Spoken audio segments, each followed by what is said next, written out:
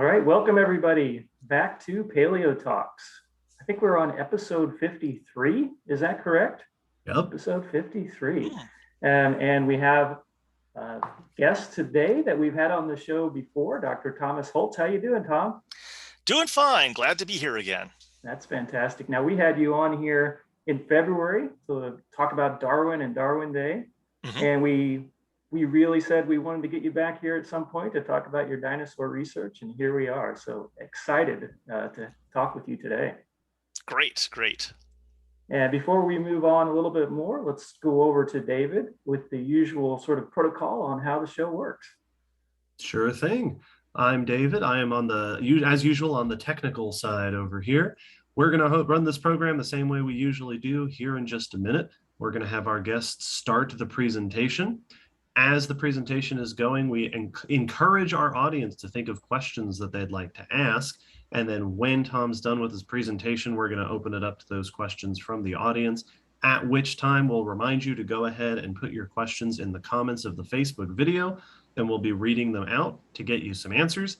And as always, if you can't leave a comment on Facebook for any reason, I will also be keeping an eye on the Gray Fossil Site Twitter and Instagram accounts.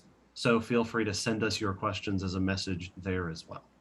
All right. Thank you, David. And as usual, we also have Dr. Chris Widga with us today. How you doing, Chris? Good. I'm Chris from Tennessee. That's the first time I've ever heard you say you're from Tennessee. I love it. And we're coming to you from the Center of Excellence in Paleontology at East Tennessee State University, where we oversee the Gray Fossil Site and Museum. And again, just incredibly excited to be talking about dinosaurs today. And I remember last time we started out by, as we usually do, talking about, how you get into paleontology. And we do that with all of our guests. And Tom, you told us the story about, I think, starting paleontology sort of with questions when you were 3 years old. That's right. Yeah, when I was a little kid and I got some toy dinosaurs and I wondered what they were. And my mom told me they were dinosaurs. And so I'm looking at the Brontosaurus and the Tyrannosaurus and saying, how could these be called the same thing? They're so different from each other. And, she didn't know, but she came from a background in education. So she went and got us a copy of the How and Why Wonder Book of Dinosaurs and started to read to me from that. And then I decided, that's it. When I grow up, I want to be a dinosaur. And I found out that was not an option. So I said, well, when I grow up, I'm going to study dinosaurs. Unlike a lot of people, I stuck with the decision I made when I was 3, for better That's or right. And I think you remembered saying something like your brother got a farm set. And I'm wondering, did he become a farmer? Yeah, one of them got farm animals, one of them got zoo animals, but no, they didn't. They were not as impressed by the plastic toys, apparently. So I love hearing those young stories because similar occurrences happened to many of us, where I wanted to be a cheetah or a bear when I was really young, and that's kind of what I study today. My brother, though, he wanted to be a duck-billed platypus, and he does not study those. So.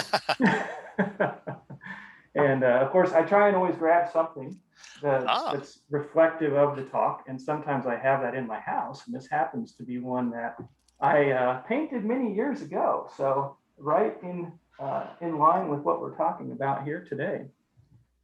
Great. And so what else do we want to cover before we jump into this? Again, if anybody's interested in a little bit more of Tom's story in becoming a paleontologist, actually it is out there on episode, I think it was 38. And so going back to that YouTube or Facebook, you can hear all about his track in becoming a paleontologist, which again, I think a lot of us love to hear that road that we take. And if there's not anything else, then before we get going, because there's a lot of great things to talk about here, we'll just go ahead and let you, Tom, throw up your first slides and we'll get going on this. All right. Here we go. So today, I'm going to be talking about from ballerinas of doom to bone-crushing bruisers, the shifting ecology of growing tyrannosaurs. So here's some contact info, and that'll actually also show up in the last slide. And so, yeah, I'm a dinosaur paleontologist. I study all kinds of paleontology and teach even more, but my primary academic interest is in theropods, that is carnivorous dinosaurs, and tyrannosaurs especially, and that's the main focus of what I'll be talking about today. And in those years when we don't have global pandemics, I like to get out in the field and hunt for, well, whatever we find. That's the way it works. Always happy to find theropods. And this is me from some years ago working on finding a specimen of the Oviraptorosaur called Anzu, a specimen that's called Pearl, from a series of expeditions I've been helping with from the Burpee Museum, which is a museum in Rockford, Illinois.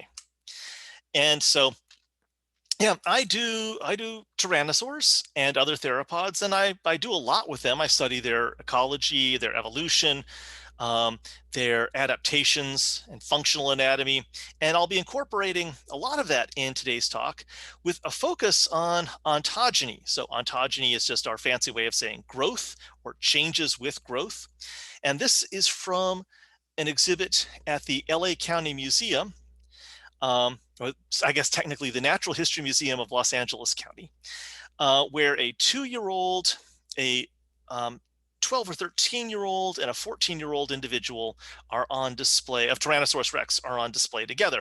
Just want to point out, none of these are as complete as shown. They are all greatly reconstructed, and indeed, a lot of us would like to see changes in the youngster here, but it is. Tom, is that the original bone, though, that is mounted? I think for the most part, the skull material is at ground level. So so you could see that there. I think some of the limb material and vertebrae, though, may be incorporated in the skeletons and the mounted skeletons. So I work on Tyrannosaurids. So everyone in the world knows Tyrannosaurus rex. It's probably easily the most famous dinosaur name in this day and age, and arguably one of the most famous species names out there. This is the genus name Tyrannosaurus, but it's not alone. It's a member of a larger family, and that family is called Tyrannosauridae. And these are some, but not all, of the Tyrannosaurids. And really, quite frankly, they're all extremely similar to each other, so that a non-specialist might have problems telling them apart from each other. But they're a group of predatory dinosaurs that existed in the last 15 to 20 million years or so of the late Cretaceous. They are just one part of a much older and longer-lived group and more widespread group called Tyrannosauroidea. And throughout the history of the Tyrannosauroids, we see changes of an increasing skull, a proportional size of the skull and its power increases, a decrease in the forelimb function, ultimately resulting in those forms with the dinky little forelimbs that they're famous for. I'll talk about those coming up. And increasing specializations for what we call cursoriality, which is running ability. Although running ability and speed are not necessarily the same thing. I'll talk some about that coming up as well. In time, here we have the Tyrannosaurids. So this is the family tree. There's everything from this point onward is in Tyrannosauridae, and these are their close cousins. And they're limited, as you can see by the little ellipses that shows the species ranges or the genus ranges, towards the end of the age of dinosaurs. So the forms down here all still have longish arms with 3-fingered hands, and the forms up here all have short arms, and for those who have complete hands only have 2 fingers. Tyrannosaurs, or in this case Tyrannosaurids and their closest relatives, are restricted in not only time but also space. They're known from a region of ancient geography we call Asia America, and this includes continental Asia and the western part of North America during the late Cretaceous, at least during the vast majority of the late Cretaceous. There was a shallow seaway that went from the Gulf of Mexico all the way up to the Arctic Ocean that separated eastern North America from western North America called Laramidia at the time. And Laramidia had contact with Asia, so they form a single landmass. And in this landmass, we had a particular set of dinosaurs. We had Tyrannosaurids as the top predator. This is the region in which we have the horned dinosaurs, the ceratopsids. The duckbills, the hadrosaurids, were actually globally distributed, but they were far more diverse and common in this region. This is the region that has the pachycephalosaurs, the dome-headed dinosaurs, and the club-tailed ankylosaurs. So Tom, Now, who would have been the primary predator? I guess maybe you're getting ready to talk about that in Eastern North America. yeah, exactly. So over here on our side, in what we call Appalachia, we have tyrannosaurs, but they're not tyrannosaurids. They're the close cousins of the tyrannosaurids. The two best known ones so far are Dryptosaurus from New Jersey and Appalachosaurus from Alabama. They were slightly smaller than the tyrannosaurids, but otherwise we're pretty similar. And we also know from this region, we've got duckbills, including Hadrosaurus itself, the one that gives the group Hadrosauridae its name. There's some primitive horned dinosaurs on our side of the seaway, and towards the very end, we see some of the advanced ones making it over as the seaway drains. And then the rest of the world seems to have an entirely different batch of dinosaurs, where the top predators are a group called the Abelisaurids, which were cousins of creatures like Ceratosaurus from the Jurassic. They independently evolved stumpy little arms independently of the Tyrannosaurids. And there are some duckbills and armored dinosaurs, for instance, among the herbivores, but the dominant group of herbivores in Europe and the southern continents of Gondwana is this group called the Titanosaurs, giant long-necked sauropod dinosaurs. So I'm going to be concentrating on Tyrannosaurids in this talk, and specifically talking about how the ecology changes from youngish forms to older forms. And so that was a wonderful illustration by Zubin Duda that was provided by him to me for the release of a paper earlier this year. But of course, we base it all on skeletal material. And so here is the maxilla, the upper jawbone of a very young Tyrannosaurus rex. And the same bone, we're seeing the inside of it for a very large one, both from the same region, in this case, both from Saskatchewan. And here's a reconstructed skull of these two individuals. Now, it's not just Tyrannosaurus rex, of course, there are other members of Tyrannosauridae, and it's only been in the last couple decades that we've known more about the ontogeny, the growth in Tyrannosaurus rex in any detail. In fact, the species for which we first understood Tyrannosaurid ontogeny was from Mongolia. It's Tyrannosaurus's close cousin from Mongolia. And when the first specimens were discovered by Soviet teams working in Mongolia, they found different sized individuals, and in keeping with with a lot of the fashion of the time, they tended to call different sized individuals entirely different species. And so Maliev describes here two different species of Gorgosaurus and a species of Tyrannosaurus and an intermediate form, Tarbosaurus, from fossils of the same exact rocks, thinking that there were 4 giant carnivorous dinosaurs that lived simultaneously next to each other. And he considered the smaller ones from this Nemegt formation, the name of the rocks, to be distinct species because they had more slender jaws, they had more teeth in the jaws, those teeth were more blade-like and not the thick crushing teeth that the Tyrannosaurus batar, as he called it, had. The forelimb proportions were different, and the hind limb proportions were different in these individuals. And that's not a hypothesis to begin with, but some of his colleagues weren't convinced. And in a very important paper in 1965 by Rojdestvensky, he looked at these various individuals and determined a better hypothesis is that it's a growth series of one species. And under the proper rules of taxonomy, he preferred that it be called Tarbosaurus batar. And indeed, most researchers call this species that name up to today. And we've made discoveries since of Tarbosaurus. It's one of the best known Tyrannosaurids in terms of the number of individuals. Here's a very young individual. It's been estimated to be about 2 years old based on growth rings in the bone. And we can see, the difference in size, but also in proportions from this little 2 to 3-year-old juvenile versus an adult form, which is almost as big as Tyrannosaurus rex itself. And we can see the changes in the proportions of the skull and the relative size of the teeth and of the power generating muscles of the jaw and so forth. Now, there's a similar situation that goes on with Western North American dinosaurs from the end of the Cretaceous, and some folks in the audience are probably familiar with this. There was a skull of a dinosaur found in the 1940s that in the 1980s was given the name Nontyrannosaurus lancensis and thought to be a small tyrannosaur, well, of about 800 kilograms to 1 ton, that lived side by side with Tyrannosaurus rex. And subsequently, other individuals have been found from those same rocks. Like here's a specimen called Jane that's on display at the Rockford Museum in Illinois, and a specimen that is now in the collections of the North Carolina State Museum that have all been called by some researchers Nontyrannosaurus.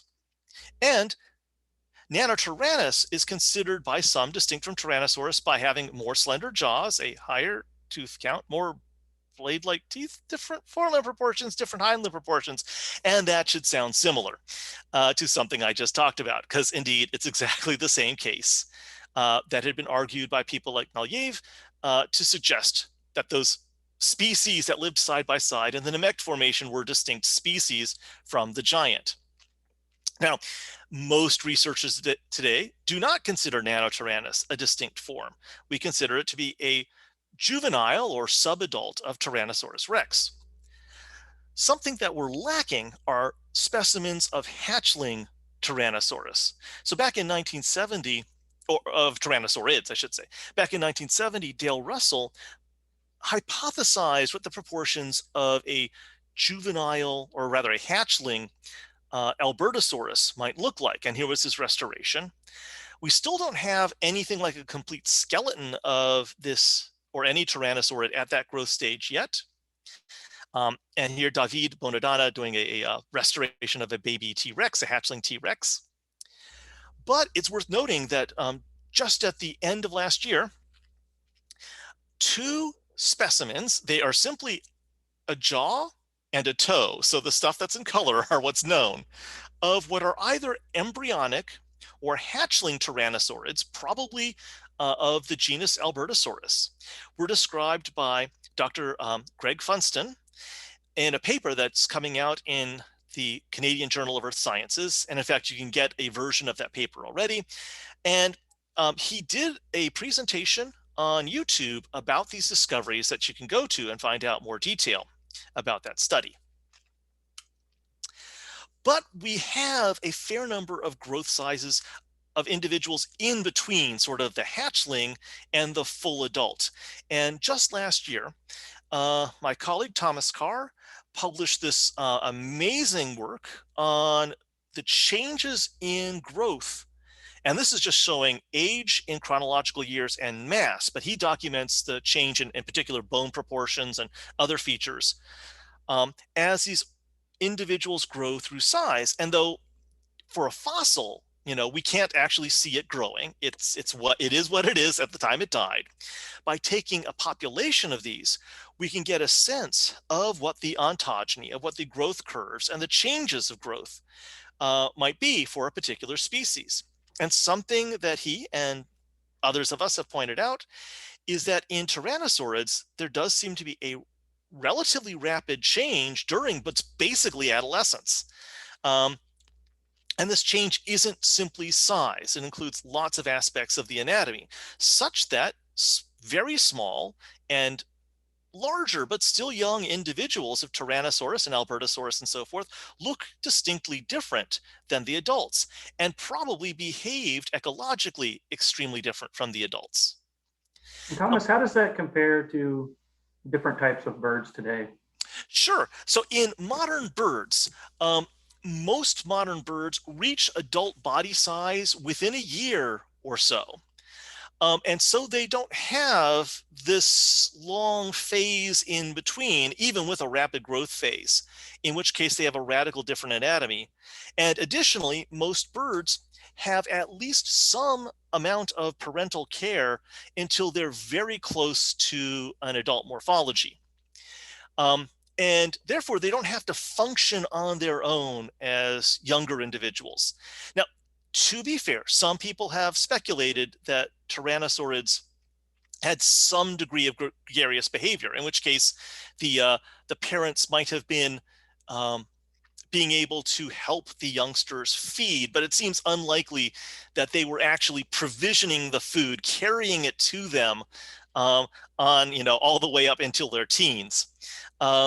That the youngsters still had to function as their own animals out in nature. I should point out that in carnivorous mammals today, too, they get a sizable fraction of the adult size when still under the supervision of at least one parent, often the mother in most carnivorans, but in some cases they're gregarious and there might be multiple individuals helping them out. So we've probably all seen the nature shows about cheetahs and how often two cheetahs will be with the mom until they're able to hunt for themselves and so forth. We can't demonstrate that Tyrannosaurids did this on a regular basis, and so it seems, at least to me, more reasonable that although like living crocodilians and living birds, they were protected by a parent. In this case, there's a dad. That's a male adult gavial and some of its brood. They may have been looked over by the parents for weeks or maybe even months, that eventually they're out there living on their own independently in a body form and a body size radically different than the adult. We could see that, for instance, in more distant relatives of dinosaurs, that is lizards, where baby Komodo dragons are small, tree-dwelling, mostly insect-eating creatures whose primary predator is in fact adult Komodo dragons, and that the adults are ground-dwelling, mammal-crunching top predators for their environment. And so they have a radical different ecology between youngsters and adult. And towards the end of the talk, I'm going to talk about how rapid that transition has been discovered to be in Komodo dragons. So how did tyrant dinosaurs change in body from ballerinas of doom, as I call them, to bone-crushing bruisers? So let's start with the bone-crushing aspect of that. So let's start with bite forces. There's been a lot of work in calculating the bite forces of fossil animals, in part because it's interesting and it's very important for the ecology of all kinds of animals, predators and scavengers and herbivores and so forth. And in part, it's physically a part of the animal that tends to get preserved very well, teeth and skulls. And we can estimate where the volume of the muscles are and their attachments. And so there's been a lot of work on that. And Tyrannosaurus, of course, is no exception. In fact, it's one of the most commonly studied bite forces of a fossil animal. And in a recent paper from 2017, some of my colleagues were estimating the bite force of different individuals of T-Rex by taking good skull material, estimating the size and aspects of the muscles, and determining not only overall bite force, but the pressures generated by individual teeth. And they found that the bite force of a big individual Tyrannosaurus rex was on the order of 35 kilonewtons. That's almost 8,000 pounds, which is more than twice what the bite force, the biggest bite force of any living reptile is. That's Crocodilus porosus, the saltwater crocodile of Australia and Indonesia. And here are some comparisons of bite forces in some living and fossil animals. So the bite force of Tyrannosaurus rex is almost twice what a great white shark has, much stronger than the strongest bite force of any living land mammal, which is the spotted hyena.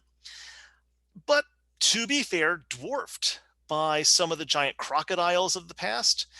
So Purosaurus was a super caiman from the Miocene, so the mid to late Cenozoic of Amazonia, and Megalodon, the Meg, the biggest bite force of any animal so far calculated. And they found that the pressure at some of the teeth during bite forces was on the order of 1 gigapascals, and so easily capable of shattering bone. And indeed, we have independent evidence that Tyrannosaurus, at least, and other Tyrannosaurids were bone crushers, at least as adults. There are specimens of herbivorous dinosaurs with chomp marks out of them. You can see sort of the scalloping of the bites here. This is the underside of the hip region of a Triceratops. There's also duckbill dinosaurs that show similar bite marks on them. Here's the horn of a Triceratops that was punctured by a Tyrannosaurus bite. Now the Triceratops got away because this is a healed horn. And so this is all consistent with the idea that big T-Rex and its cousins were capable of smashing through bone and ripping out lots of, the limbs and backs and so forth of their victims. We even have independent evidence of this in the form of coprolites. We have coprolites that are almost assuredly from Tyrannosaurus because it's the only large predator known from those particular environments. And when study of these coprolites have happened, these fossilized feces, we can find within them the partially digested and shattered bones of plant-eating dinosaurs. But that's for the adults. Younger individuals of Tyrannosaurids naturally have weaker bites. And in a study that was out earlier this year, it was found through some mechanical analyses, basically modeling of the teeth forces and looking at some bite marks known from small-bodied tyrannosaurs, that the bite forces were still powerful by our perspective and as strong or stronger than a spotted hyena, but still much, much less than the adults.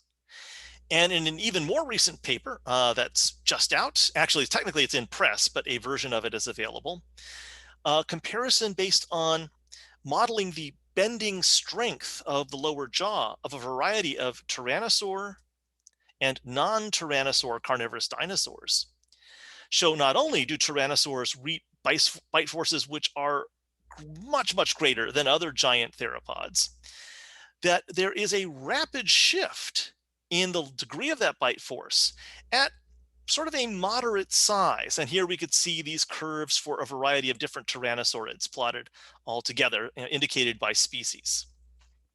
So that young individuals, still nothing to sniff at in terms of their bite force, but nothing like they would be later as adults.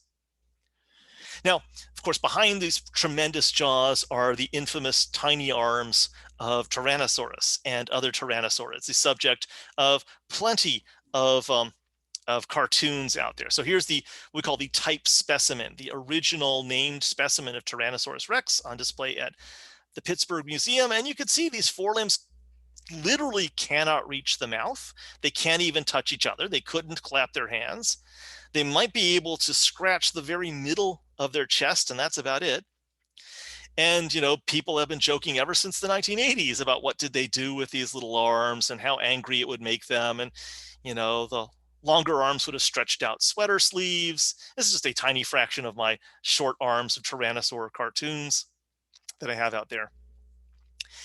It's worth noting, though, that younger Tyrannosaurids have proportionately longer arms.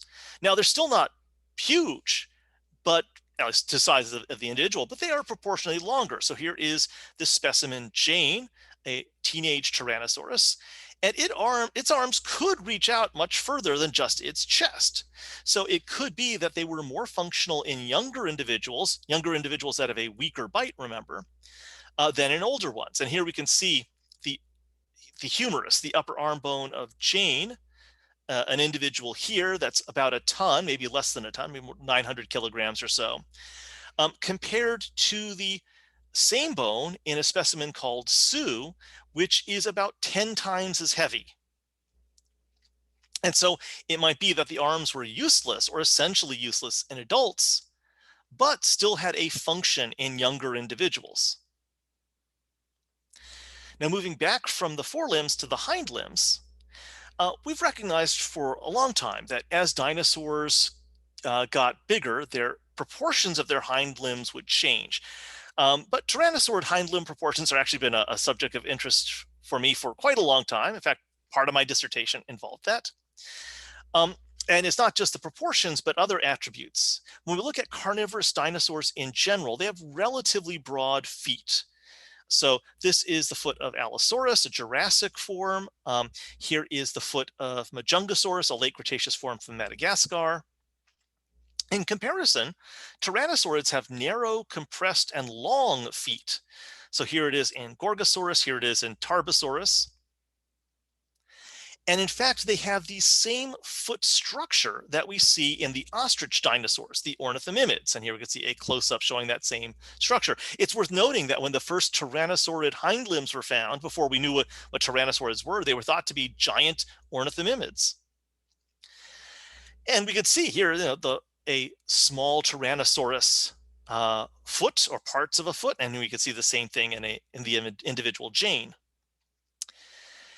And it's notable that the proportions of young Tyrannosaurids and of ostrich dinosaurs essentially overlap. So if we take a look at the proportions of the metatarsus, the long bones of the foot, compared to the femur of a whole bunch of carnivorous dinosaurs, we see that the Tyrannosaurids, who are here in this sort of umber color, here's the big adults, here's younger individuals, overlap with the ostrich dinosaurs over here, and have much longer feet than, say, Allosauroids or Ballerinas, or even the raptor dinosaurs.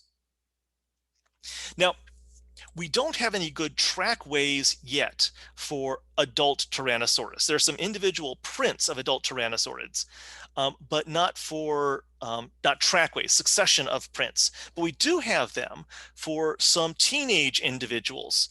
So here are some from northwestern British Columbia. And by using a little math, we can get an estimate of the speed they were traveling at. So 6.4 to 8.5 kilometers an hour. And over here, we see tracks from another Tyrannosaur, actually in this case, almost certainly a young Tyrannosaurus rex, because in the Lance Formation, that's the form that's known, where we see it getting up to about 12.5 kilometers an hour or so. Now, I should have put KPH in here for Usain Bolt. That's still a lot slower than Usain Bolt's top run, but he is, of course, the fastest human that's ever lived, unless I've missed out on the Olympics information from today. But of course, this is just Tyrannosaurs going about their business in an ordinary environment. We don't typically get the maximum speed recorded of that an animal could do in its tracks, because most creatures are not spending their time moving at maximum speed. But of course, it's important to remember that having speed adaptations like long legs can be more than for maximum attained speed. It might have to do with acceleration, or simply the home range you live in, or maybe even things like your habitat or your feeding style, or who knows what else. Now, another aspect of locomotion that we've looked at in Tyrannosaurids is agility, so the ability to turn around. And I was part of a team that had a paper come out a couple of years ago looking at estimating the agility, in this sense by the ability to turn, in Tyrannosaurids as compared to other large theropods. And so here's T-Rex, which is sort of a very round dinosaur, actually, compared to a bunch of non-Tyrannosaurid theropods. And what we're looking at in terms of agility is we're looking at the angular acceleration. So that is the torque, the force exerted to twist something, versus the resistance to that twisting. Now, how do we estimate that rotational inertia, the resistance to twisting? So what we did is we turned dinosaurs into sausage. Now, we took reconstructions of dinosaurs and sliced them up into a series of basically sausage slices. And for each of those, applied a density that we estimated would reflect the meat or bones or combination thereof, or organs in that particular part of the body by the volume there, and then distributed across the body to get these regional densities. And in order to estimate the torque, we looked at the size of muscle attachment areas of the hips, the ilium, and of the tail. And that's where the two major sets of muscle groups involved in dinosaur locomotion come from. And we did sort of a lower end and a maximum end of thickness of the tail muscles, because there's a difference of opinion on how round those tails were. And we looked at a couple different scenarios, like turning about on a single foot versus swiveling with both feet planted. And then we compared the values for agility that we found against body mass to get a sense of how good the turning ability was at different body sizes. And what we found is with their more compact bodies and their extremely large hip muscles and tail muscles, that Tyrannosaurids had much higher agility for any given body size than other big theropods, which are reflected here in red. So the Tyrannosaurids are in blue. And so the forms in here in particular are forms, getting up to a ton or more, but have agility comparable to animals half or less their size. And that led to, my reference of these creatures as the Ballerinas of doom. So you have creatures that have bite forces comparable to a spotted hyena, but are moving around at a fast clip and able to turn on a dime. Larger ones, still more agile. Larger Tyrannosaurs still more agile than large other carnivorous dinosaurs, but nowhere near as agile as their younger relatives or younger individuals. This could have helped with the fact that they were preying on items like ceratopsians, horned dinosaurs, and duckbills, which themselves were probably more agile than the prey that the Allosaurs were going after, that is, the giant sauropod dinosaurs. Another study that I was part of a team of that came out last year looked at energy efficiency and limb proportions in different carnivorous dinosaurs. So we estimated potential speeds through a number of different models, and also the cost of locomotion for different body sizes. And we found that for animals bigger than 1,000 kilograms, or at least for theropod dinosaurs bigger than 1,000 kilograms, having longer legs didn't really add too much to speed. They helped somewhat, but not too much. But it really helped by decreasing the total cost of transport, and therefore it was a more efficient mode of locomotion. They could cover more ground per day without burning up as much fuel. Whereas smaller individuals having longer hind limbs really was helpful in increasing speed. Now, of course, smaller individuals, they're not only hunting, they're also escaping predators themselves. So speed is doubly important. For the big guys, Tyrannosaurids were special in that they had increased walking efficiency. So we like to point out that in smaller forms, longer legs are for sprinters, and for giant forms, longer legs are for marathoners. And so we get creatures like Jane, which would have been a fast-moving, slender, agile form. And, an adult like Sue, not so agile, although more agile than the prey likely, to some degree, but more of a cruiser. And, when you're a giant like Jane going after big duckbills and horned dinosaurs and ankylosaurs, armored dinosaurs, you don't have to be a racehorse because none of your prey items are racehorses themselves. But for a Jane-sized individual, your prey items are themselves more agile. So it's unlikely that a Jane-sized individual is going to be able to take down a big horned dinosaur or whatever, but it is better suited for going after ostrich dinosaurs and smaller other plant-eating dinosaurs that may in fact have been too agile for the giant individuals to take care of. Now, this last bit I'm going to talk about has to do with research into the ecology of, the ecosystems in which these different carnivorous dinosaurs were part of. So if you look at the different carnivorous dinosaurs of the Hell Creek Formation in which Tyrannosaurus rex lives, we see a variety of sizes of theropods. But it's a mistake to think of theropods as carnivorous dinosaurs. That's a shorthand for them. But these forms over here are probably all herbivores, insectivores, or at most omnivores eating very small prey. So in fact, we have a situation where you have giant tyrannosaurid predators, and then most of the next size predators are much smaller. And this was part of research that finally have coming out in the Canadian Journal of Earth Sciences. In fact, the early version of it is already out, where we see tyrannosaur communities are very different by having a giant form and then many small forms, as opposed to non-tyrannosaur communities earlier in dinosaur history, where we find a lot more intermediate forms.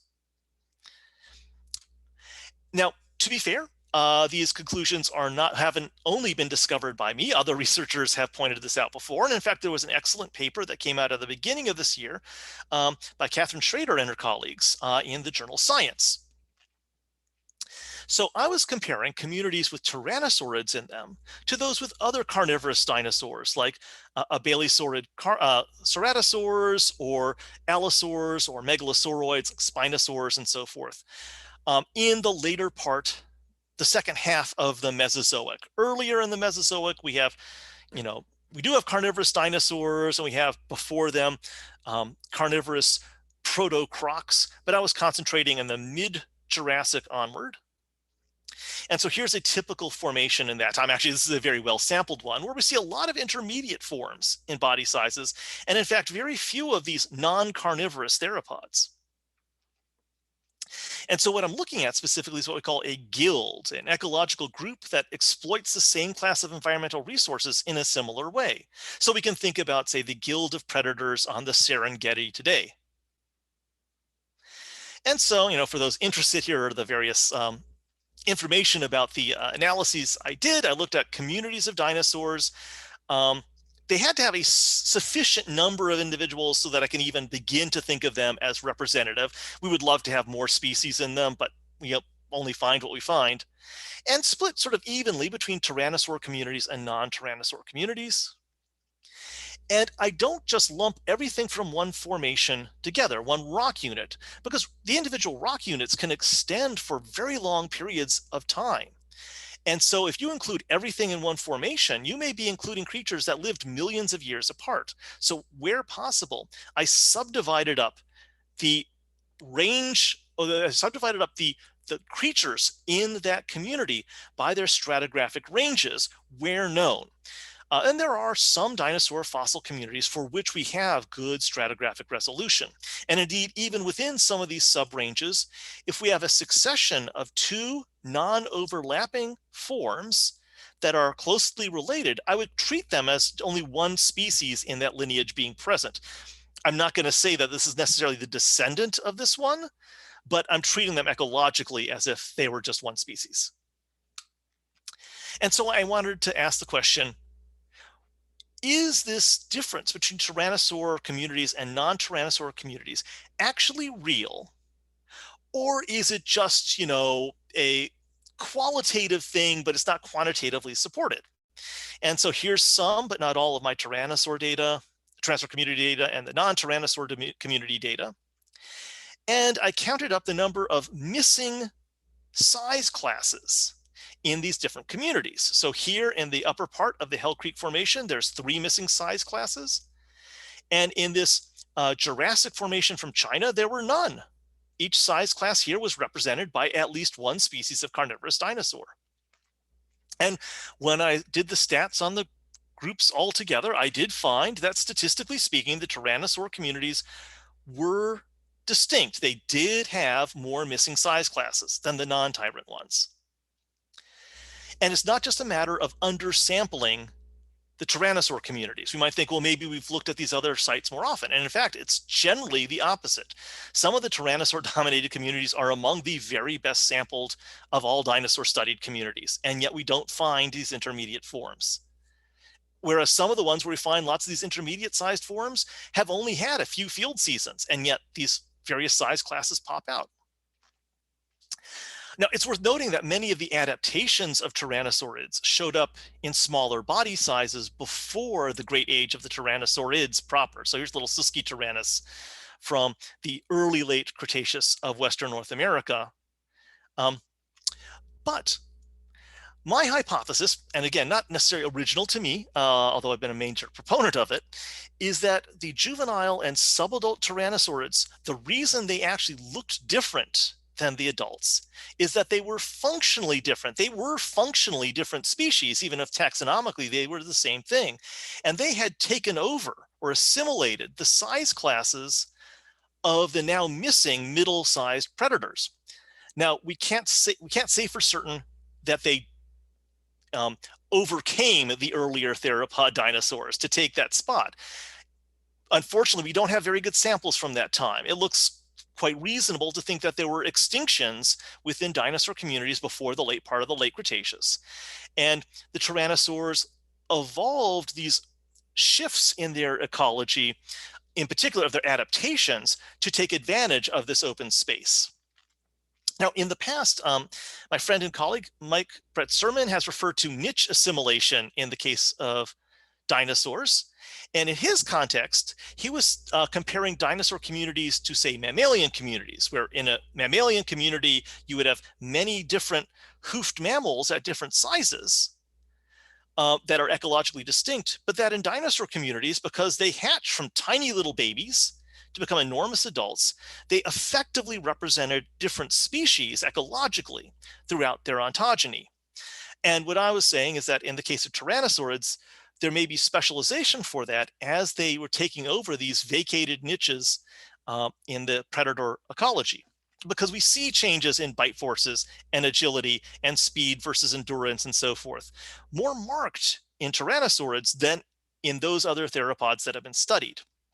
And these rapid changes, rapid transitions have been seen in some of these modern reptiles that show ontogenetic niche shifts, like in Komodo dragons. The size of the prey and their home range size and their foraging strategy radically changes during growth. And of course, in good old alligator mississippiensis, they're eating different types of animals at different body sizes. So it's not inconceivable that Tyrannosaurids were doing the same, and that the nanotyrannosized T-Rex was in fact an ecologically different species than the adult, even if taxonomically it's the same one. So what we definitely need, though, is much more information from other groups of large-bodied theropods. Tyrannosaurids are wonderful and weird, and I totally get it. It's devoted my life to them. Why people want to study them a lot. But we need more information from these other groups as well. So, if you're a young researcher, you want to start studying some groups of big creatures with nasty, sharp, pointy teeth, there's plenty of groups to look at. And so I want to wrap this up here. And so special thanks again to Zubin for letting me use this illustration back here in promoting my new paper, and various colleagues on some of the papers I was on for the use of their slides here. And I will be ready to take any questions. And here's contact info if you want to ask me questions afterwards. And I will stop sharing here. So there we go. All right. Well, we have quite a few questions coming in. I'll just start with a quick one here. And then David, if you want to follow up on this question too, because I see it's related to some other questions, but looking at Allosaurids and basically their comparison and contrast to the Tyrannosaurids, what can you tell us about their ontogeny and maybe some differences that are out there? Sure. That's one that we would really like to know, because we've got a lot of potential there.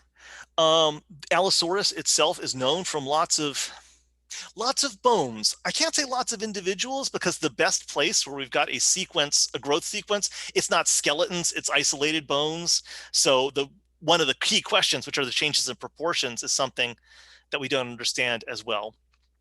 So for Allosaurus proper, there are younger individuals, and as in all theropods, the younger individuals have longer hind limbs proportionally than the adults, especially in the lower bones, the tibia and the metatarsus. They do not, however, seem to show as radical changes in bite forces throughout ontogeny. And we have, in a recent paper, there's been a look not at Allosaurus, but at an Allosauroid, a Carcharodontosaur, an as yet unnamed one from the Huincoul Formation, almost as big as T-Rex.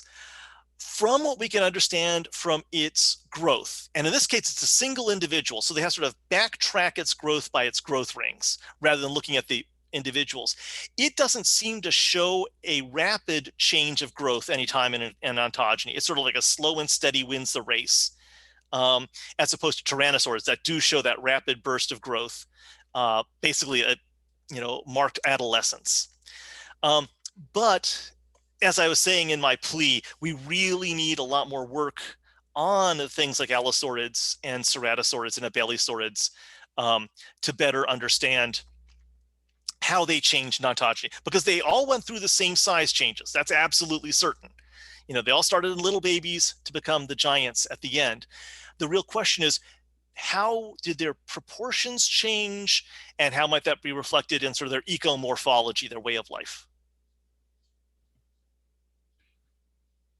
All right, so I'm going to remind all of our viewers that if you haven't asked a question yet, now is the time to do it. You can leave your questions in the Facebook comments, or you can send us a comment on Twitter or Instagram at the Gray Fossil site.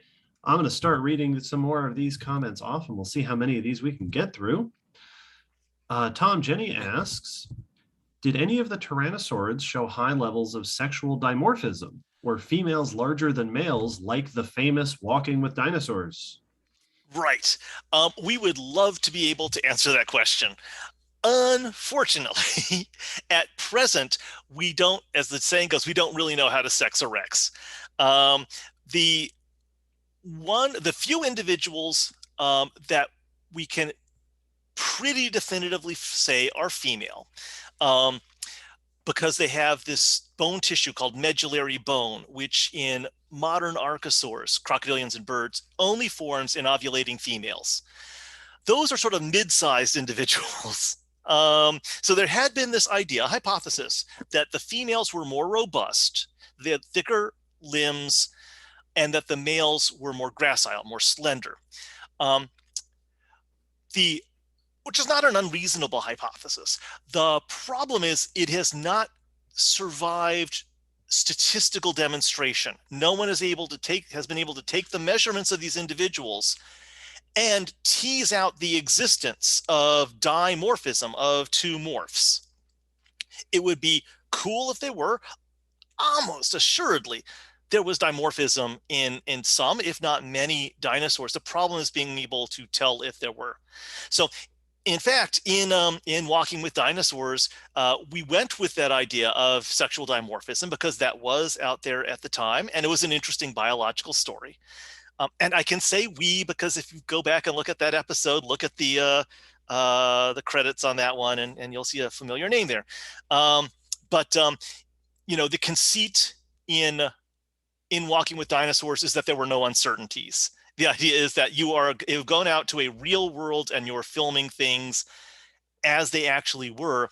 The problem is in science, we don't have that level of certainty. And in many cases, we have a lot of ambiguity, and you can't visually show ambiguity. Things have you like, they're dimorphic, except they're not, except they are. That wouldn't be entertaining television. So here's another question. This one's from Gretchen, who asks, do you think teenaged individuals of the Tyrannosaurus were at risk of starvation if they're having to learn to change their diets due to their changing bodies? Is there any chance they were taught or that they observed adults in order to get through that change? That is a really interesting question.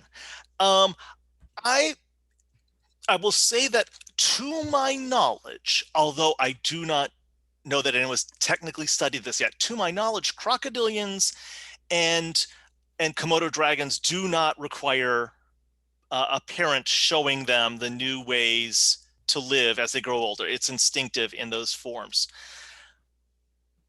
to my knowledge. That being said, and again, this is a big subject for people, if you want to get into it, there's a lot of work on field behavioral studies in reptiles that hasn't been done yet. Almost all the work in field behavior in vertebrates has been with birds and mammals. So if you like watching crocs out in the field or lizards out in the field, there's a lot of work to be done. So I would say, I don't think they necessarily would have needed that since crocs and lizards don't. That said, Tyrannosaurids and dinosaurs in general have proportionally larger brains than crocs or lizards, closer to modern birds, but nowhere near the level of modern birds. So in modern bigger brained vertebrates like mammals and birds, there often is a large learning component in behavior. So I don't think they necessarily would have needed it, but perhaps they had it. Tom, aging these animals is so critical to understanding their biology. Can you? I know that one of the ways that you do this is to slice up a bone and kind of count growth rings and look at the histology. Is that the only way, or are there other aspects that kind of play into that method and might be a check on things, or how is that evolving? Right. Yeah.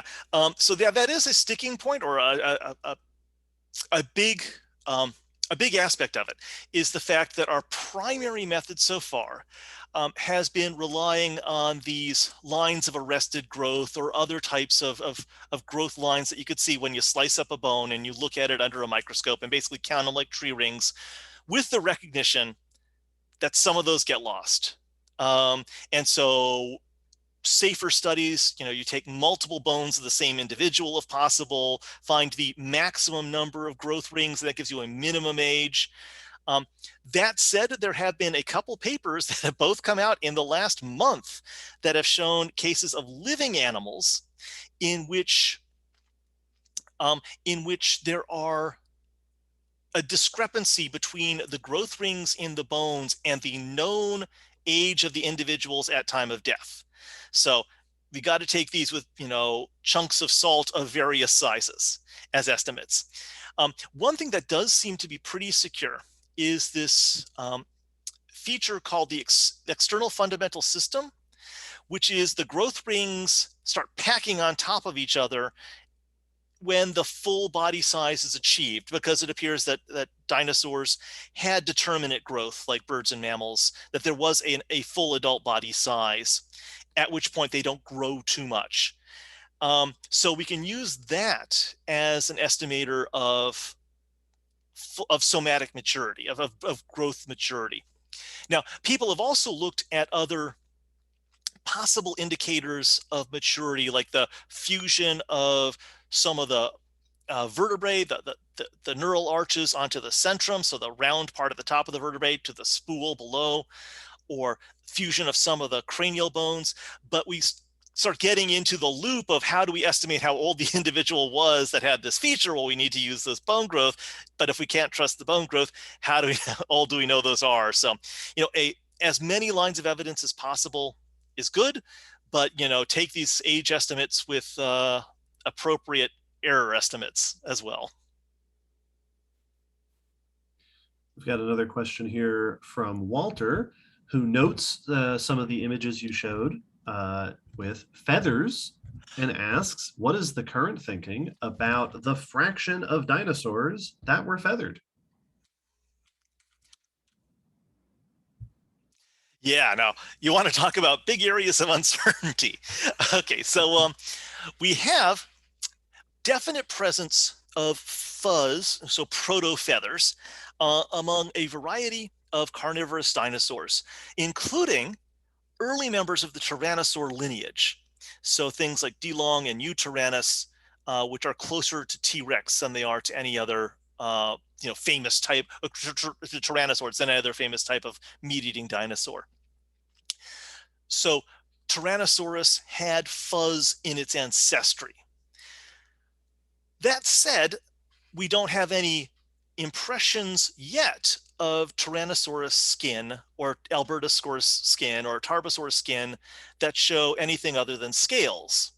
That said, we have never found Tyrannosaurids in the environment that would show things other than scales, because they're from environments like the stuff behind me, which isn't really behind me. It's a picture I took years ago, because there's not a lamp floating around at Makoshka Park. So the sediments in which we found Tyrannosaurus and its cousins in are too, I say, coarse-grained to record things, the very fine stuff like hair and fuzz. And like the vast majority of fossil mammals, we don't find the hair with them. We understand it's likely there, but we don't find it preserved.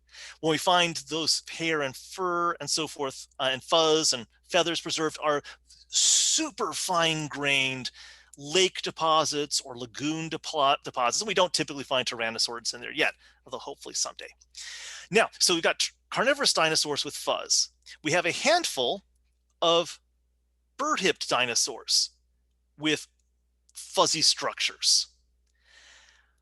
But are those homologous? That is, do they represent the same evolutionary origin?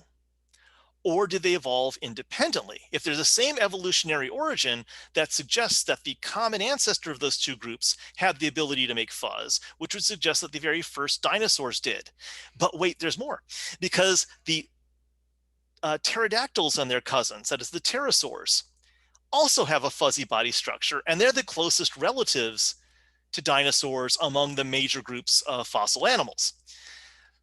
If those are homologous, then maybe the common ancestor of pterosaurs and dinosaurs was fuzzy. But we don't know they're homologous, and there's a lot of groups in between for which we have no positive data, which is sort of a long way of saying we don't know. And so we know for a handful of forms that definitely have fuzz. We can't reject the possibility of fuzz, at least to some degree, in some of the larger dinosaurs. I would say that those people who've restored them as if they're wearing like mink coats or something, that's a little over the top. Maybe as babies, they were fuzzier and then lost them as they got older. There's a lot of uncertainty and unresolved ambiguities there, which we'd love to know the answer to, but we don't yet. We've got, so we are getting towards the end of our program, but we've got just a couple more here. How do you feel about a quick lightning round, Tom? Sure. Get through a couple of these. Anthony asks, to what degree would this lifestyle, this shifting ecology, be impacted by the amount of time these animals are spending at different life stages? So if they're spending, they're fully grown for a longer time than they are younger and smaller. Is that going to impact this ecology? Sure. And one would think that if they were growing, if the rapid growth phase were really early, that they might not have a lot of time of selection for these other modes of life. That, natural selection is going to work on you in a particular mode of life. For a particular mode of life, you're hopefully going to be spending some period of time, some decent period of time in that for selection to sort of tweak that before you shift to the next form. So that would definitely be an aspect of it. One thing that's notable, just it's a long lightning, is that dinosaurs tended to not hang around long after they reached somatic maturity. That when they were fully grown, they don't seem to have lingered much. Not the way placental mammals do. And placental mammals, their rate of reproduction is much slower than dinosaurs. So there's a selective reason to keep on existing for decades after an elephant reaches full body size. But if you're a T-Rex and you can pop out a couple dozen eggs every year, natural selection doesn't have to tweak you to be older than 30. All right, let's get through. We'll do one more here, and then we've got a couple more from our crew on the call. Andre asks, do we have any evidence that tyrannosaurs hunted titanosaurs? Great question. Actually, we have overlap of tyrannosaurs and titanosaurs in sort of two major spots. In the Namek Formation with Tarbosaurus, there are one or two, probably two, Titanosaurids that it lived side by side with. So no reason it wouldn't eat that. And T-Rex itself overlaps with giant Allosaurus, the largest North American, or one of the largest North American dinosaurs in the southern part of Tyrannosaurus's range, so the American Southwest. And there are specimens of Allosaurus that show Tyrannosaurus bite marks on it. We can't demonstrate it was predation. It could have been scavenging, but it does show that Tyrannosaurus fed on it at least. Great. And then I've got a question before we wrap up, and then I know Blaine's got a question that he wants to ask. And you've hinted at this a little bit in your talk. It is incredible the level of detail that we're able to interpret Tyrannosaur lifestyles, agility and their ability to turn, and all these different life stages. How much of that knowledge can be attributed to just having a really good fossil record uniquely for these groups versus the fact that they are tyrannosaurs and that they're popular and that they're famous? Right. I think there's a feedback loop there too, that Tyrannosaurids early on had some really good, relatively complete skeletons. And so that made them easy to restore. And so they became pretty popular with the general audience and to scientists. And because they were relatively complete you could do more extensive study on them. And because they were popular, people would come back and do studies on them, and then they would go back and look for more. And so unfortunately, not unfortunately, we get a lot of these studies on Tyrannosaurus or Tyrannosaurids in general, and less applied to other, non-Tyrannosaurid dinosaurs or non-dinosaurian fossil vertebrates, which, like to see some good functional locomotory studies on, giant ground sloths or something. All right, I'll ask one final one here, Tom. And this is, what can you tell us about research you're doing now, future research that you might be thinking about in terms of Tyrannosaurids? Sure. So in the case of Tyrannosaurids, I'm working on a project where I'm going the next step. So my first step at these ecosystems has been looking at size as the major discriminatory aspect in the ecology. So I'm expanding to other aspects of the morphology, like doing sort of morphometric and similar type studies with tooth form, claw size, some of these locomotory aspects and so forth, and seeing how disparate, how spread apart the different ecosystems were through time, and if there's any particular patterns there. So that's one thing that I'm working on with them. I also want to work with a former student comparing Triassic communities of carnivores with the theropod ones. So a different part of the age of reptiles, if you will, in which the protocrocs are the top predators, and which is a big diversity of forms that are very undinosaur-like, and to see if there's any interesting differences or similarities. But and then there's some individual specimens of Tyrannosaur that I and colleagues have sort of longer term plans in helping describe that are coming out. So what keeps you up at night? You want to know the answer on these Tyrannosaurs. Oh yeah, body covering. That's still one I would really like to know. It doesn't necessarily change their ecology that much, but it would be cool to know. What are we missing? Particularly in Asia, where our sampling is a lot less. And here's another one that I'm, would like to know the answer to. It's not impossible. Did T-Rex or a close relative make it over here to the eastern part of North America? Because at the very tail end of the Cretaceous, that seaway mostly drained away. And we have evidence that the big horned dinosaurs were beginning to make it over to this side. No one's found a T-Rex tooth over here, and they're pretty distinctive. But, it's just a matter of time. And it would be cool to think that by the very end of the age of dinosaurs, tromping around in the American East could have been a Tyrannosaurus and Triceratops and Ankylosaurus. So maybe someday people will find it. Well, thank you. This has been really fantastic. I've learned so much, and I'm more scared of Tyrannosaurus than I was before. Great. All right. Well, thank you again. Okay, great. Take care. All right. Bye-bye. Thanks to everybody who joined us, who left their questions.